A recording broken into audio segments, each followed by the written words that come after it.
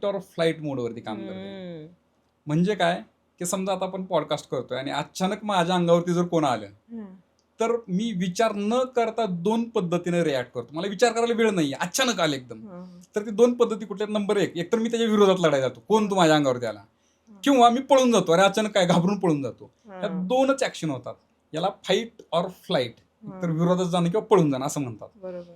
गमतीचा भाग काय आहे, आता आपण पॉडकास्ट करतोय, माझ्या अंगावर कोण आलं, मी त्याच्या विरोधात लढायला गेलो काय, पळून गेलो काय, पॉडकास्ट थांबतो, आपलं मेन काम थांबलं.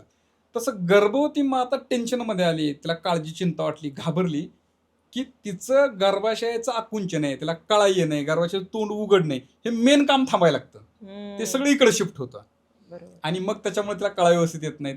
बरं, आता लेबर रूम मध्ये गेला तर हा तर पॉईंट झाला. दुसरी गोष्ट, तिला माहितच नाही की प्रोसेस नक्की काय होणार आहे. तिला फिजिओलॉजी माहित नाही, बर्थ प्रोसेस कशी होणार, तिला काहीच कल्पना नाही, नॉलेज नाहीये. तिसरी गोष्ट, हे कळा घ्यायचे ट्रिक्स पण आहेत.